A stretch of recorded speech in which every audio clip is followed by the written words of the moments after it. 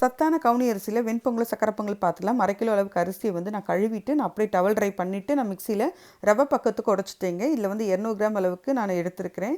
ரவை எடுத்திருக்கேன், கவுனி அரிசி ரவை. 100 கிராம் அளவுக்கு சிறுபருப்பு நீல வறுத்துக்கோங்க.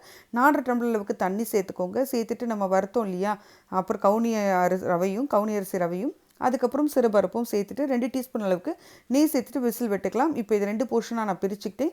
கொஞ்சம் சக்கரை பொங்கலுக்கும் கொஞ்சம் வெண்பொங்கலுக்கும் இது அப்படி தனியாக எடுத்து வச்சிடலாம். ஃபைனலாக சக்கரை பொங்கல் பார்த்துடலாம். இதில் உப்பு சேர்த்துக்கிட்டேங்க. சேர்த்துட்டு நல்லா கலந்து விட்டுக்கோங்க. அதுக்கப்புறம் தாளிப்புக்கு 75 கிராம் அளவுக்கு எண்ணெய், சீரகம், மிளகு 1 டீஸ்பூன், தாராளமாக இஞ்சி, முந்திரி இதெல்லாம் சேர்த்துக்கோங்க. இந்த கவுனி அரிசியில் வந்து பார்த்திங்கன்னா தாளிப்புக்கு கொஞ்சம் காரசாரமாக இருந்தால் தான் டேஸ்ட்டு சூப்பராக இருக்கும். ஸோ இஞ்சி மிளகெல்லாம் தூக்கலாக சேர்த்து செய்யுங்க, அப்போ தான் டேஸ்ட்டு சூப்பராக இருக்கும். சிறுதானியம் வந்து ரொம்ப பிளெயினாக இருக்க மாதிரி இருக்கும், நார்மல் பச்சரிசி மாதிரி இருக்காது. ஸோ தாளிப்பு கொஞ்சம் சூப்பராக செஞ்சிங்கன்னா டேஸ்ட்டு நல்லாயிருக்கும். நெய்யோ அதிகமாக இருக்குன்னா குறைச்சி சேர்த்துக்கோங்க. இதுக்கப்புறம் பார்த்திங்கன்னா 1/2 டம்ளர் அளவுக்கு தண்ணி சேர்த்துட்டு கொஞ்சோண்டு பனக்கருப்பட்டியும் வெல்லமும் சேர்த்துருக்கிறேன்.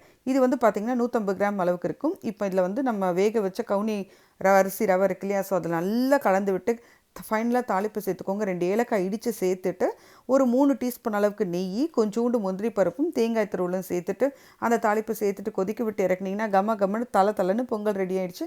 கண்டிப்பாக ட்ரை பண்ணுங்கள். லைக் பண்ணுங்கள், ஷேர் பண்ணுங்கள், சப்ஸ்கிரைப் பண்ணுங்கள். பாய். தேங்க்ஸ் ஃபார் வாட்சிங்.